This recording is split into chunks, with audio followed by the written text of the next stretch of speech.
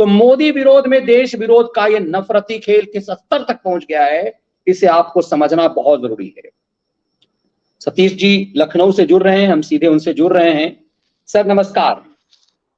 नमस्कार मनीष जी, दर्शकों को भी नमस्कार। सर पिछले 2-3 दिनों से मेरे पास एनआरआई साथी हमारे कनाडा और ऑस्ट्रेलिया से विशेष रूप से कॉल आया है, और वो कॉल मेरे पास रिकॉर्ड के रूप में है। यदि चाहूं तो मैं इस ऑडियो उसका सुना सकता हूं। आपकी सलाह पर मैंने ये प्रयास ये किया है कि कुछ चीजें रिकॉर्ड में रहने चाहिए, लेकिन वो चूंकि हमारे व्यूअर्स हैं और उनकी सुरक्षा को का खतरा नहीं होना चाहिए, और हम और आप पत्रकार हैं, हमारा बेसिक दायित्व होता है कि आपके सोर्स पब्लिक नहीं होना चाहिए, और सरकार की एजेंसियां भी हमें हमारे सोर्स के बारे में हमसे जानकारी नहीं ले सकती। आज ऑस्ट्रेलिया से और कल कनाडा से एक ही बात आया, और सोचिए ऑस्ट्रेलिया और कनाडा के बीच दूरी कितनी है, और दोनों जगह से कॉल जो था उसमें एक बात कही गई सर, कि ट्रक ड्राइवरों को जिस तरह से कनाडा में जो कांड हुआ था वैसा भारत में करने की तैयारी हो रही है, कि भारत में ट्रक ड्राइवरों को जो है, चूंकि ज्यादातर सिख हैं, तो उन्हें खालिस्तानी एजेंडे के तहत सड़कों पर ट्रकों को छोड़ दिया जाए, ट्रक ड्राइवर हड़ताल पे चले जाए सरकार के खिलाफ, इन टूलकिटिए पहलवानों के लिए। आज से सोशल मीडिया पर आपने देखा होगा कि इन टूलकिटिए पहलवानों का वीडियो रिकॉर्डिंग चला कि वो अपने मेडल जमा कर रहे हैं, निकाल निकाल करके झोला में रख रहे हैं, फिर गंगा जी में हरिद्वार में बहाएंगे, फिर उसके बाद इंडिया गेट पर आकर के वो प्रोटेस्ट करेंगे। पूरा वो पार्किंग में कांड करने वाला वो खैराती जिसने पूरी पत्रकारिता को सांप छुछुंदर का खेला बना दिया, वो पति पत्नी गैंग, सनसनीबाजों का गैंग, हाथ मसल करके एजेंडा चलाने वाला केजरी का चाप चंपू, ये सब जो खलियर हो चुके हैं, उस सब ने देश के खिलाफ मुहिम चलाया। और वो शुक्ला जी का मुझे तो कई बार समझ में आता है कि शुक्ला को कल मैं देख रहा था आईपीएल में, वो फोटो खिंचाने के लिए महेंद्र सिंह धोनी और उसकी पत्नी के पास मंडरा रहा था।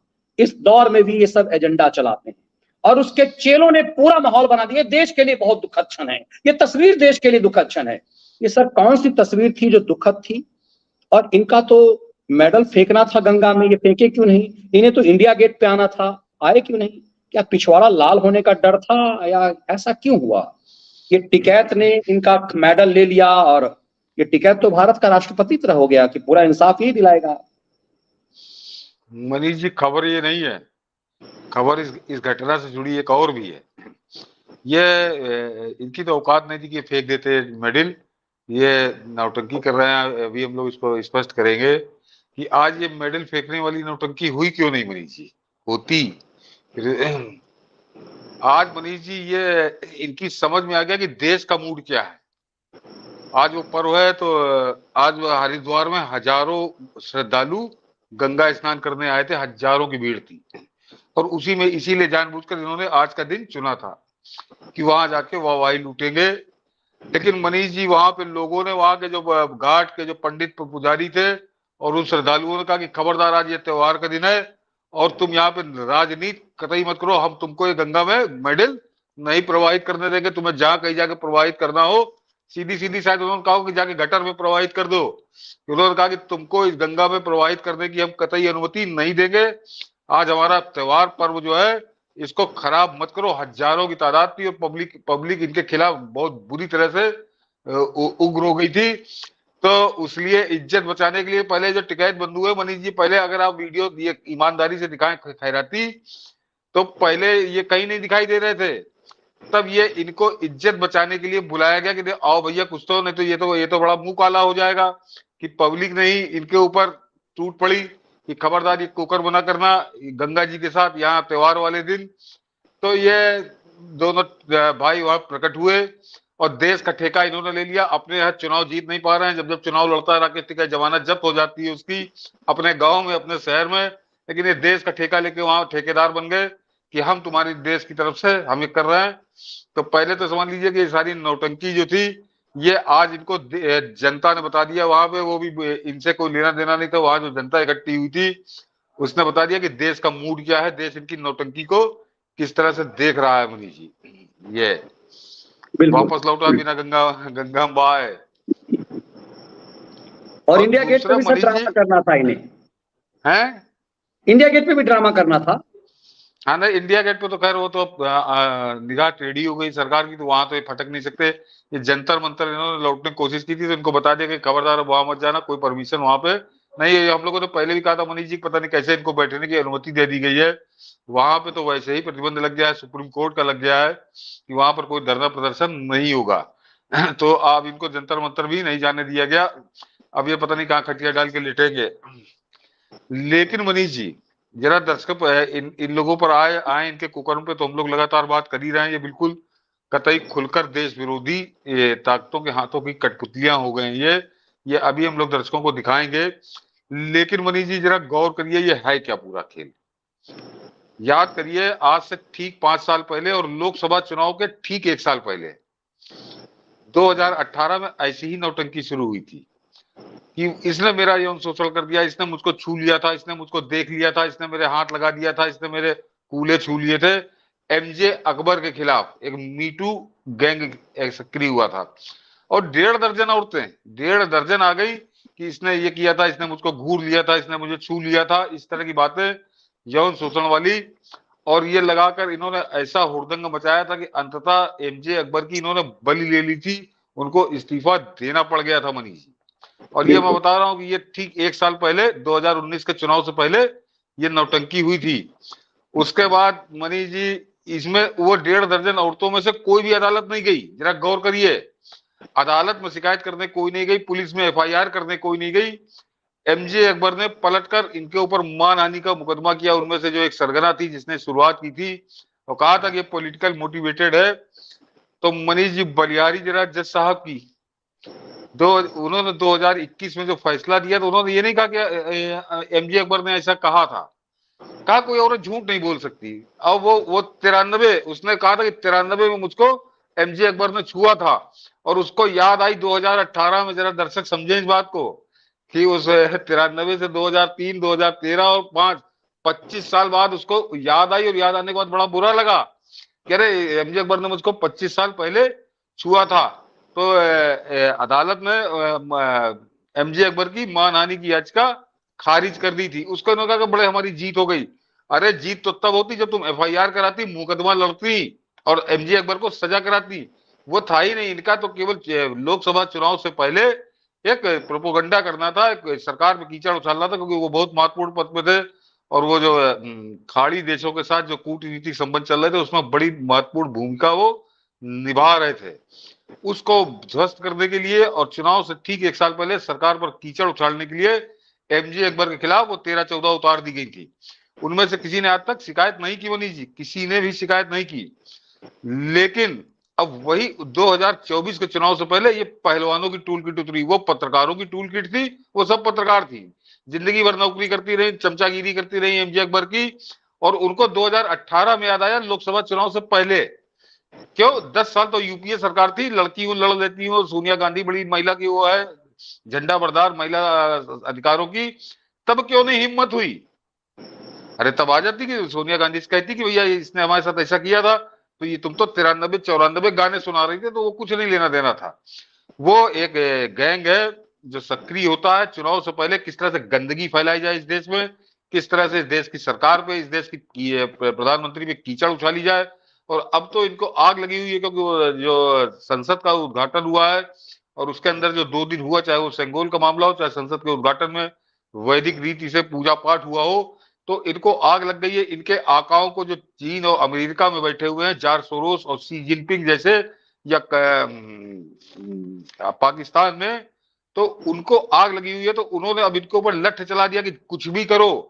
तो अचानक इनको सूझी कि हम गंगा में मेडल बहा देंगे। ये मनीष जी बिल्कुल याद करिए, मैं बिल्कुल दर्शकों को याद दिला रहा हूँ कि चुनाव से पहले नौटंकी, यही नौटंकी शुरू हुई थी 2019 के चुनाव से पहले कि हम अपने अवार्ड वापस कर देंगे। वो मुनव्वर राना वापस किए दे रहा, अशोक वाजपेयी वापस किए दे रहा, नयनतारा सहगल वापस किए दे रही।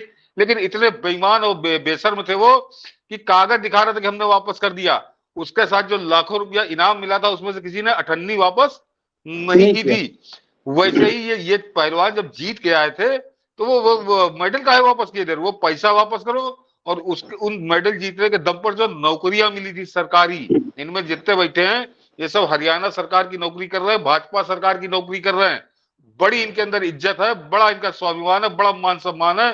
और बड़े सच्चे लोग हैं, तो इनको कल इस्तीफा दे देना चाहिए इस नौकरी से, कि हम आज के बाद ये नौकरी नहीं करेंगे मनीष जी। उसकी बात नहीं कर रहे, ना वो बजरंग पुनिया कर रहा है, ना वो विनोद फोगाट कर रही है, ना वो साक्षी मलिक कर रही, क्योंकि 1.5 लाख 2-2 लाख रुपए महीने की नौकरी इनको हराम में मिली है। बहुत साफ शब्दों में कहा जाए, बहुत से लोग लड़ते हैं, तो ये कर्म कर रहे हैं। वो इनके मुंह से जवान ना, इनके कोई खैराती बोल रहा है कि हटाओ तुम मेडल नवाओ, तुम नौकरी से इस्तीफा दे दो। ये 1.5 लाख 2-2 लाख मनीष जी, ये आप जानते हैं स्पोर्ट्स कोटे में जो भर्ती होती है उनसे नौकरी नहीं करवाई जाती, उनको हराम की तनख्वाह दी जाती है। मैंने तो यहाँ जो इंटरनेशनल छोड़िए, जो नेशनल लेवल के प्लेयर होते हैं उनको केवल नौकरी दे देती है, चाहे वो रेल हो चाहे पुलिस, और उसके बाद उनको फ्री कर दिया जाता है कि जाओ तो हराम के पैसे लो लेकिन कुछ करो। तो इनको हराम के पैसे का हरियाणा की सरकार इसलिए दे रही है कि ये आके जंतर मंतर में नेतागिरी करें, ये राकेश टिकैत के साथ नारा लगावें, ये इसलिए आए देश के प्रधानमंत्री के खिलाफ जहर उगलें। मनोहर लाल खट्टर को इसका जवाब देना पड़ेगा मनीष जी, अभी नहीं तो कुछ दिनों बाद देना पड़ेगा। और ये हरियाणा सरकार इस तरह से मौन बन के, मूक दर्शक बन के नहीं बैठ सकती कि एक पुलिस में काम करने वाली महिला वो इस तरह से धज्जियां उड़ा रही है, देश की प्रधानमंत्री को गाली दे रही है, और हरियाणा का मुख्यमंत्री कर क्या रहा है। बिल्कुल सर, आपने बहुत महत्वपूर्ण बात उठाई है कि सरकारी कर्मचारी जो है वो भले ही वोट किसी को भी देता हो, लेकिन पब्लिक प्लेटफॉर्म पर वो इस तरह का मुहिम नहीं चला सकता, ये उस कंडक्ट के खिलाफ है। इसीलिए हम और सतीश जी इस मंच से मांग करते हैं कि मनोहर लाल खट्टर इन लोगों को पहले कारण बताओ नोटिस जारी करे, और उसके बाद चूंकि ये सरकारी अधिकारी हैं इन सबको टर्मिनेट किया जाए। यदि ये चूंकि अब ये देश के खिलाफ षड्यंत्र है सर, ये मेडल वापसी ये देश के खिलाफ षड्यंत्र है, और तुम्हें ये मेडल देश के लिए मिला है। सबसे महत्वपूर्ण बात कि पैसे वापस करो, इस अरबों का पैसे इनसे, यदि सर इनसे वसूली किया जाएगा तो 1 अरब तो कम से कम पैसे इकट्ठे हो जाएंगे। इनसे पैसे वसूल करके जन कल्याण में लगाया जाए। नहीं मनीष जी, ये मेडल ऐसे जीत लाई, इनके कोचिंग पर कितना पैसा खर्चा हुआ है जरा उसका भी हिसाब किताब सरकार सामने रखे। और यही साक्षी मलिक, यही विनेश फोगाट ढोल बजा बजा के यही ब्रजभूषण सिंह के गाने गा रही थी कि सर ने हमारे लिए ऐसा किया, और फेडरेशन के चेयरमैन सर ने ऐसा किया वैसा किया। इतने पैसे मनीष जी इन लोगों के ऊपर खर्च किए गए इन पहलवानों पे, तब ये इस लायक बने हैं। ये कोई ऐसा नहीं है कि घर में दाल रोटी खा रहे तो एकदम से ताल ठोका जाके गोल्ड मेडल जीत लाए। कोई सरकार ने बिल्कुल अपनी झोली खोल दी थी, लेकिन उसके बाद इस कदर अगर वो क्या कहूँ, एहसान फरामोशी, कृतज्ञता कि ये खाए भी गुर्राए भी, ये ऐसा ढौस दिखा रहे जैसे इनसे पहले किसी ने गोल्ड मेडल नहीं जीता था और इनसे बाद में किसी ने नहीं जीता, ये अकेले जीत के आए हैं। ये अरे मनीष जी, इस देश में ध्यानचंद जिनके पास जूते नहीं थे पहनने के लिए, वो जीत के आए थे गुलाम भारत में, लेकिन उन्होंने कभी ऐसे तेवर नहीं दिखाए, इस तरह से लड़ने के लिए वो उतर नहीं आए, नंगाई वो नहीं करने लगे। जबकि स्थिति समझिए मनीष जी की वो बहुत हास्यास्पद है। और कांग्रेस कैसा व्यवहार करती थी खिलाड़ियों के साथ, इसका एक दर्शक समझ ले कि दिल्ली में नेशनल हॉकी हो रही थी, जो नेशनल चैंपियनशिप होती है, और ध्यानचंद मैच देखने गए तो उनको गेट पर रोक लिया गया कि टिकट है कि नहीं तुम्हारे पास, और उनको बताना पड़ा कि मैं ध्यानचंद हूं, तो भी वो मान नहीं रहा था। बाद में कुछ और खिलाड़ियों ने जब हस्तक्षेप किया तब उनको स्टेडियम में प्रवेश की दिया गया। और लेकिन ध्यानचंद जाके जंतर मंतर में धरने पर नहीं बैठ गए थे, या देश के प्रधानमंत्री जो उस समय इंदिरा गांधी थी उनको गाली नहीं देने लगे थे, उन्होंने उसको बहुत हल्के तरीके से लिया था कि चलो ठीक है। तो ये स्पोर्ट्समैन है ही नहीं मनीष जी, ये स्पोर्ट्समैन है ही नहीं। और इससे समझ लीजिए जनवरी से मई आ गए, इनके साथ कोई दूसरा आदमी खड़ा नहीं हुआ। ये जो 4-5 परिवार फैमिली गैंग है, ये कांग्रेस की फैमिली के चारण बन के अब ये फैमिली गैंग उतारा गया है, जो पूरा आपस में सबके संबंध एक दूसरे से रिश्तेदारी है, ये मिलकर अब ये, लेकिन ये देश विरोध पे उतरा है, ये देश विरोध पे उतरा है। और ये कितने कायर हैं, कितने निकम्मे हैं कि अरे जाओ गंगा में का ढोल बजा के कोई उसमें कोई बड़ा पूजा पाठ हो रहा था क्या, कहीं जाके गंगा में बहा देते अगर बड़ा होता। नहीं बहा देते, नाला में डाल देते कहीं पे, किसी नाले में डाल देते, तो वो को मतलब नहीं था। और मैंने कहा था नौकरी की बात नहीं करते, ये आज तक जनवरी से लेकर मैं अभी तक सुन रहा हूँ कि 1.5-2 लाख रुपए जो हराम के मिल रहे हैं, कि ये यहाँ बैठे जंतर मंतर में और तनख्वाह लेने पहुंच जाएंगे हरामखोर, ये कि जंतर मंतर में महीनों से बैठे हुए हैं लेकिन तनख्वाह ये पूरी ले रहे हैं। तो समझ लीजिए कितने बेईमान और बेशर्म लोग हैं, इनका मान सम्मान स्वाभिमान इनका है ही नहीं, ये हराम की नौकरी ले रहे हैं, लाख लाख 1.5 लाख रुपए इनकी तनख्वाहें हैं। बिल्कुल सर, एक कमल अग्रवाल जी हमारे जो ज्वाइंट बटन मेंबर कह रहे हैं कि मनीष जी 2.58 करोड़ सालाना खर्च होता है इन पे। नहीं मनीष जी, मैं कह रहा हूँ कमल अग्रवाल जी की जानकारी थोड़ी कम है। मैं जान रहा हूँ कि दसियों करोड़ रुपए इन पे खर्च हुए, दसियों करोड़ रुपए, विदेशी विदेशी कोच विदेश ये में। पर पहलवान, उन पहलवानों का मुझे लगता है एक पहलवान के हिसाब से कह रहे हैं शायद ये। हाँ हाँ, ये बिल्कुल सही है। ये इससे भी कुछ ज्यादा ही हो रहा है। तो मनीष जी 3-3 4-4 महीना ये लोग, इनको विदेश में रहने दिया जाता है, विदेशी पहलवान वहीं रहना खाना सब कुछ। तो इनको बिल्कुल जैसे अपने उसमें लेकर इन लोगों को पाला पोसा गया है देश के लिए, और ये कुकर्म करने पे आमादा हो गए। तो ये खिलौने। और मनीष जी अब वो जरा फोटो दिखा दीजिए कि दर्शक अब जान ले कि ये कैसे देश विरोधी गैंग है, और ये कांग्रेस के हथकंडा, कांग्रेस की साजिश का सबसे खतरनाक हथकंडा बनाकर कांग्रेस ने इनको मैदान में उतारा है। और ये इसमें मनीष जी पहली फोटो दिखाइएगा जो है, ये पहली वाली। हाँ, सचिन जी लिख रहे हैं, जो ऊपर पहलवानी जो ऊपर टूलकिट्स के कांग्रेस ऊपर जो दो कनेक्शन की औरतें। गवाही चीख चीख कर दे रही है। ये पेशेवर आंदोलन जीवी कठपुतली जिसके द्वारा राष्ट्रीय गौरव की प्रतीक पीटी उषा के साथ हाथापाई करवाकर उन्हें अपमानित करवाया गया था। इस खेल को किस तरह से पीटी उषा जी को अपमानित किया गया था, ये सब हम सब ने देखा। यहाँ ये मनीष जी, ये औरत, जी, ये जरा ये औरत व्याख्या है, करते देखिए। जाइए सर। हाँ, ये औरत जो है, इसी ने पीटी उषा को मारपीट इनसे की थी, गालियां देते हुए दौड़ा लिया था, और पीटी उषा रोते हुए वहां से वापस आई थी धरना स्थल से। और ये औरत वहां देखिए कैसा भेज, और ये इसकी असली फोटो है, जरा देखिए कैसी फैशनेबल महिला है। और अभी आगे की फोटोओं में लोगों को समझ में आएगा कि ये औरत है कौन। ये देखिए मनीष जी, ये रॉबर्ट वाड्रा के ये साथ। ये राहुल गांधी का जीजा के साथ बैठी हुई है। हाँ, इसके नीचे वाली फोटो दिखाइए मनीष जी, ओ हो, दीपेंद्र हुड्डा के साथ। मतलब ये तो पूरा खेल ही इन सब का खुल रहा है। हाँ, और फोटो है मनीष जी।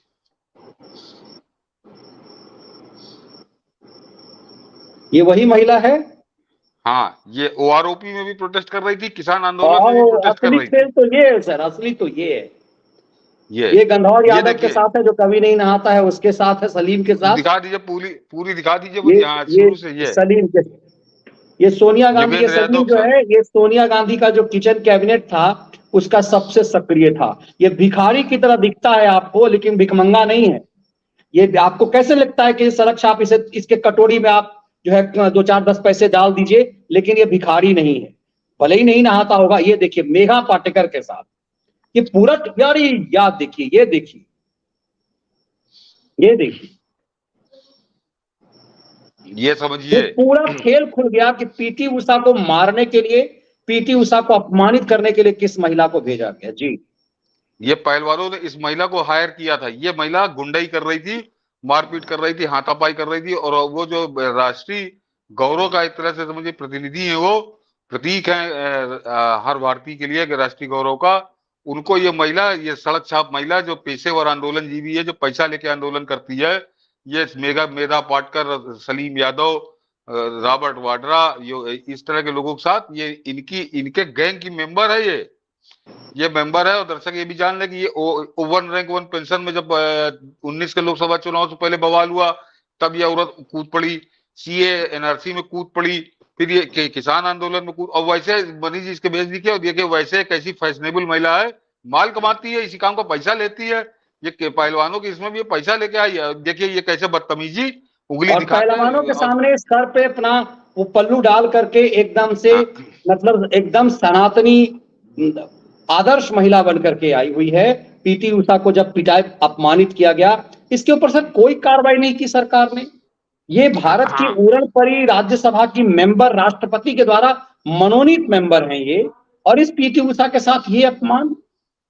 अब भी मनीष जी सरकार तो अब भी कर सकती है। जरा इसका असली रूप देख लीजिए जो नीचे लगाया है मैंने। मुझे, हम इस मंच से ये मांग रहती करते है। हैं भारत सरकार के साथ कि देश हाँ, की उड़न परी, देश की सबसे गौरवशाली महिलाओं में से एक पीटी उषा जी के साथ इस ढंग से हुआ है, और इस महिला को तत्काल प्रभाव से अरेस्ट किया जाना चाहिए, क्योंकि हाँ, साफ ही टूलकिट का हिस्सा नजर आ रही है। ये देखिए इसका खेल, और मुझे लगता है कि जिन जिन चीजों का है, इसकी जांच की जानी चाहिए कि इस महिला को किसके इशारे पर लाया गया, और ये महिला किस एजेंडे के तहत यहाँ आई थी, जिसे आम महिला बताया गया था। हाँ। और मनीष जी इसकी बदतमीजी के, इसके गाली गलौज के, उसके वीडियो भी उपलब्ध है, कोई सारे डिजिटल एविडेंस है। इसके खिलाफ एफआईआर दर्ज करके सरकार इसको तत्काल गिरफ्तार करे। ये इंटरनेशनल गैंग की ये मेंबर है जो भारत के खिलाफ साजिश कर रहा है। ये ओआरओपी में भी कूद पड़ी थी, ये किसान आंदोलन में भी कूद पड़ी, ये सीए एनआरसी में भी कूद पड़ी, और इन्हीं लोगों के साथ यही सौरभ भास्कर, यही योगेंद्र यादव, यही मेधा पाटकर, यही रॉबर्ट वाड्रा, यही दीपेंद्र हुड्डा, इनके साथ ये समझिए, ये जिस तरह से साथ में बैठी हुई है, समझिए इसके संबंध क्या है, इसके कनेक्शन क्या है। लेकिन अब सरकार क्या करती है, ये खास मुद्दा है। और दर्शकों को बता दूं कि इसका नाम सुदेश गोयट है, सुदेश गोयट, और ये अपने आप को भूतपूर्व सैनिक की पत्नी बताती है। भगवान जाने है कौन, और इसका रंग ढंग तो सब बता ही रहेंगे कि इस टाइप की क्या कर रही है ये। बिल्कुल सर। और ये पूछ रहे थे नाम, अरे सुदेश गोयट नाम है इसका, सुदेश गोयट। बिल्कुल बिल्कुल, आपने बता दिया उनके सवाल से पहले। और ये पूरी तरह से जो वीडियोज हो रहा है, घूम रहा है, मुझे लगता है कि जरा सा इस महिला का षड्यंत्र, इसके चेहरे के भाव को देखिए, कैसे आपका इसके प्रति सम्मान हो सकता है। कल हम शांतिपूर्वक मार्च कर रहे थे और पुलिस ने हमें डिटेन कर लिया, गिरफ्तार कर लिया, और ऊपर से हमारे ऊपर ही मुकदमा एफआईआर कर दी, जबकि हमने कोई पब्लिक प्रॉपर्टी या किसी को नुकसान नहीं पहुंचाया। एक महिला के ऊपर 20 फोर्स थी, तो आप खुद समझ सकते हैं कि उनने हमारे साथ कितना जाति की है, और आप वीडियोस में भी देख सकते हैं। इस वीडियो का बनाने का माध्यम सिर्फ यही है कि जो हमारे समर्थक हैं, जो अभी भी कहीं कहीं रुके हुए हैं, गुरुद्वारे में हमारा वेट कर रहे हैं, तो उनको हम ये बताना चाहते हैं कि आज का पूरा दिन हम आगे आंदोलन कैसे चलेगा उसकी रूपरेखा बनाने में लगे हुए थे। हम पीछे नहीं हटे हैं, आंदोलन जारी रहेगा, और जो भी होगा वो हम आपको जल्द ही बता देंगे। आप लोग ऐसे ही समर्थन बनाए रखो। सर, आपने पत्रकारिता की है, हम सब ने। इस महिला के लिपसिंग को आप देखिएगा, इस महिला के लिपसिंग, इस महिला के बोलने का सब कुछ लग रहा है कि ये स्क्रिप्ट पढ़ रही है। और आपने और कि गुरुद्वारे में जो इंतजार कर रहे हैं वो बाहर आए। हमारा तब आपको ऑस्ट्रेलिया और कनाडा से जो 2-3 दिनों में हमारे पास फोन आए हैं, जो हमारे व्यूअर्स बता रहे हैं कि मनीष जी बहुत गंभीर है, हमारा पासपोर्ट आज भी भारत का है और हमें पीड़ा होती है भारत के लिए। और कनाडा ऑस्ट्रेलिया में जो दोनों जगह एक ही बात कही मुझे, क्योंकि दोनों देखिए नंबर वो ऑस्ट्रेलिया के थे, ऐसा नहीं कोई इंडिया में बैठ करके मुझे फोन कर रहा है, कनाडा का नंबर था और वो सेव नंबर है जो पहले से मेरे पास आते रहे फोन। उन्होंने कहा कि मनीष जी, ट्रक ड्राइवरों के द्वारा इस दिल्ली को बंधक बनाने का षड्यंत्र हो रहा है। और ये महिला जो कह रही है, ये अपने आप कि गुरुद्वारे में जो रुके हुए हैं, सर ये गौर करने वाली बात है। ये मतलब मंदिरों में जाती होगी, ठीक है, सनातनी तो गुरुद्वारे में भी जाते हैं, कहीं भी जाते हैं, और मतलब लेकिन गुरुद्वारे की बात कर रही है, तब आपको समझ में आएगा कि ये खालिस्तानी गुंडों के द्वारा जो किसान आंदोलन था, और इन्हीं लोगों ने सनसनीबाज को सर कहा था, आपने वीडियो दिखाया था जिसमें सनसनीबाज को आपने हमारे चाचा ताऊ की बड़ी मदद की, याद होगा आपको। तब आपको पूरा खेल समझ में आ जाएगा। देखिए ये अननोन करके कह रहे हैं, ऑक्सफोर्ड में कहा था कि एक तरफ हर तरफ केरोसिन छिड़क दिया है, एक चिंगारी से हम बड़ी समस्या के बीच होंगे। हिंदुओं को डिवाइड करने में अब एक फेकम सनातन पार्टी है। लेकिन ये चीजें बहुत महत्वपूर्ण ये बात कह रहे हैं कि ये पूरी साजिश क्या कुछ हो रही है। और जिस तरह से सर आपको केजरी याद होगा, केजरी की तरह इस तरह के कुछ दलालम टाइप के लोगों को भी इकट्ठा किया गया है। लेकिन इस खेल को आप जरा सा, ये जो महिला कह रही है कि गुरुद्वारे में और वो बाहर से जो ट्रक का आ रहा है, उसे आप कैसे देख रहे हैं सर? नहीं मनीष जी, बहुत साफ है। अरे ये 6 महीने से पड़े हैं यहीं पे, ये 6 महीना से यहीं पे साजिश में पड़े हुए हैं। जनवरी से इसी तरह के दंड बैठक कर रहे हैं, कभी जंतर मंतर, कभी इंडिया गेट, कभी सड़क पे, कहीं कहीं पे। और दिल्ली में मनीष जी मेरे ख्याल से कम 1,500-2 हजार गुरुद्वारे होंगे, लाखों सिख रहते होंगे दिल्ली में। किसी ने इनकी तरफ पलट के देखा नहीं, आज तक पलट के देखा नहीं। कौन इनके लिए इंतजार कर रहा है? ये असल में अब इनको खालिस्तानी गुंडे उतारने हैं, जो इलाहाबाद वो लाल किले में जिन्होंने 26 जनवरी को उत्पात किया था, उन गुंडों को एक बहाना चाहिए, उन गुंडों को मैदान में लाने के लिए एक बहाना चाहिए कि ये कहां से आ गए। तो वो आ जाएंगे कि हम देखो गुरुद्वारों से निकल के, वो गुरुद्वारों को भी बदनाम करेंगे और आके अपना काम करेंगे, भारत विरोधी काम करेंगे। मैंने कहा ना मनीष जी, केंद्र सरकार तो इनके साथ जो सख्ती करे। और उसके बाद अब मनीष जी हरियाणा के मुख्यमंत्री ये साक्षी मलिक हरियाणा पुलिस में अधिकारी है।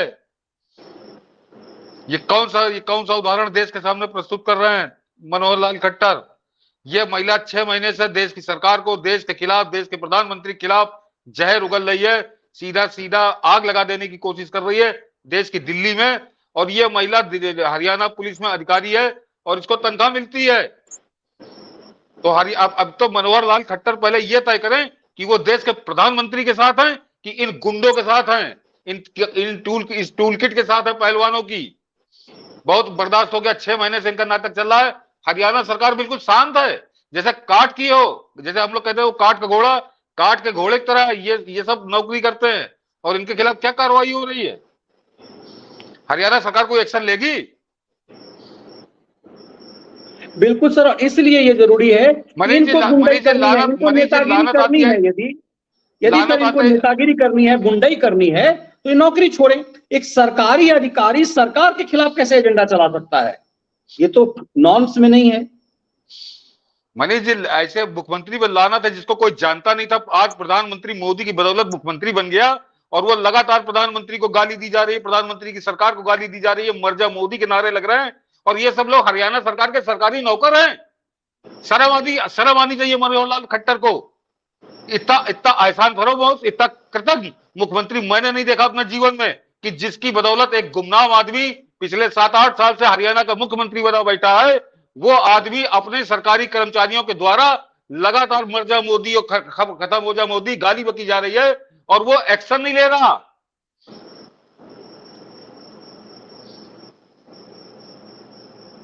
बिल्कुल, और मुझे लगता है कि ये बात यदि हरियाणा के मुख्यमंत्री तक जा रही है, और चूंकि मेरे बर्खास्त करना चाहिए इनको मनीष जी, बर्खास्त, सस्पेंड नहीं, रिमूव, सैक करना चाहिए इनको, लड़े मुकदमा वहां पे। और हम आप सबसे आग्रह करते हैं कि ये बात जो हमारी बात हो रही है, सतीश जी जो ये बात एक मुद्दा उठा रहे हैं, इसके छोटे छोटे हिस्से को काटिए, वायरल कीजिए, ताकि बात जाए सिस्टम तक। हरियाणा की सरकार क्या इतनी अपाहिज हो चुकी हुई है कि कहीं आप सोचिए कि देश में कोई सरकारी अधिकारी यदि ऐसा करे तो उसके साथ क्या होगा? वो टर्मिनेट हो जाएगा। तो ये सब किस कोटे से हैं? जो अय्यासी का डीएसपी बने हुए हैं, बैंक मैनेजर बने हुए हैं सरकारी बैंकों में, अलग अलग फायदा उठा रहे हैं, ड्यूटी पे नहीं जाते, और ये जंतर मंतर पर ये देश के खिलाफ षड्यंत्र है।